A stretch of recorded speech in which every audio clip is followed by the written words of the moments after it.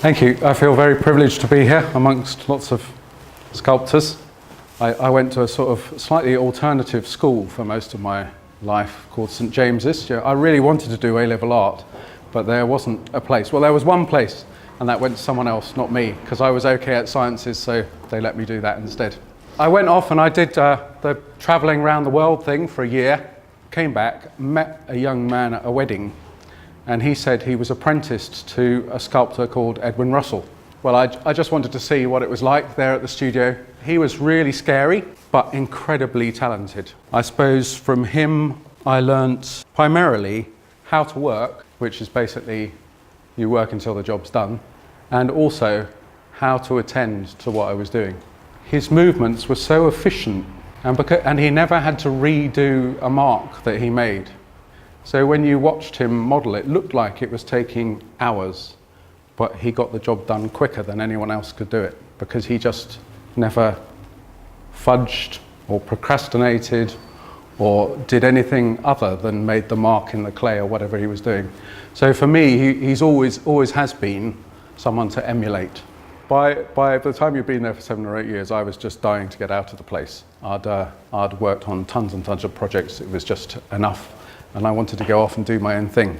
For a couple of years, I sort of acted as a journeyman. I'd found that I was very quick at stone carving, pretty proficient. I had made a connection with a lady called Harriet Fraser. She ran a sort of business called Memorials by Artists. So I started carving a lot of memorial stones, and I had started that before I finished working with Edwin. The rest of the time, I went and worked for this chap who's called Nathan David. He had an innate sense of anatomy that I found really handy and useful. After I'd been doing letter cutting for a little while, I didn't feel like I had the edge that I wanted, and I wanted to do more sort of calligraphic letter forms. So I went and studied for a little bit with a chap called Tom Perkins. So although I didn't spend much time with him, he's always been a bit of a guru to me. That's a little picture of one of the first sculptures I did.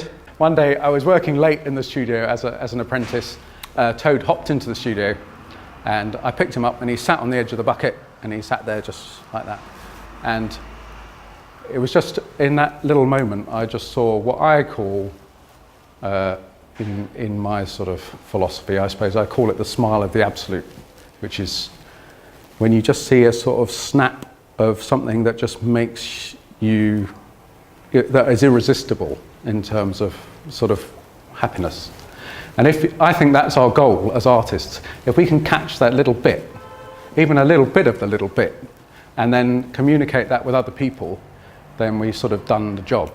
And that was the first time I really sort of felt like I knew what it was about to be a sculptor, sort of just working from nature in that way, and then just communicating the beauty of something that you'd see. I suppose the next thing that happened to me is I started to get some decent commissions. And the first commission that I got was from my old headmaster in my school, who'd learnt that I'd done this training, and he asked me to do an altar cross for the chapel. And it meant that I could combine my letter cutting skills with the carving skills and do something quite unusual. I got some commissions to do really quite naturalistic figurative modelling as well. I was asked to do a sort of modern carving of Christ. The commission really was the Sermon on the Mount, and I think the innovative part about it, or the bit that I was the most satisfied with, was that I actually carved the sermon on the shape, which I made, the shape of his figure, I made as much like a mountain as I could, as a sort of big sort of pyramid shape, and then carved the sermon on the mountain, as it were. So I brought these maquettes because this is always the way I start when I'm doing a sculpture, and it's the best way to present an idea to a client. It's difficult for them to understand what they're going to get if you just do pencil sketches, and even, you know, modern computer graphic-y things don't really do the job. So if you can spend the time in making a little model, then it's a really good way of giving a good representation to a client of what they're going to get. So this is Queen Mary's Hospital, and we found out that the word Roehampton meant place where rooks are seen. So we put a rook on the top, a fairly stylised rook. I just felt really dodgy doing this in Portland stone, doing that wingspan.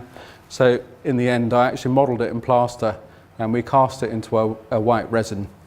One of the next big jobs I did was in marble. Marble for me was a bit of a strange medium, just felt like a whole new ball game. But it was nice to work with an unusual material, and it was really nice to go to Carrara and pick marble.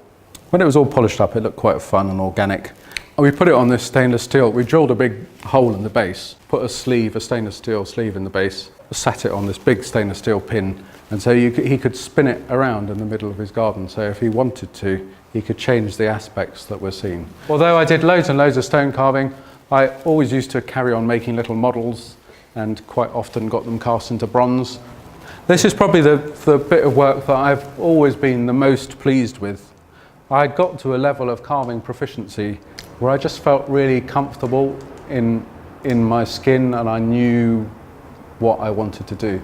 And one of the themes was the 4 different types of creature according to an ancient Vedic tradition. The womb-born creatures, the egg-born creatures, the earth-born creatures, and the dirt and moisture-born creatures. It was the first time I really felt like I'd got to a point where I could work in a sort of really free way and not have to really slavishly measure everything up. Because as every stone carver knows, it's a scary thing. You've got a relatively expensive bit of stone, you don't want to make mistakes, and so you tend to, think twice, cut once, and all that sort of stuff. You tend to do that. But I just really felt like I got to a point where I could just go for it. So there you are. Simon, thank you so much. That was fascinating for me. I've learned a lot this evening. It was great to hear the process of the whole thing. Thanks everybody for coming. Excellent. Okay.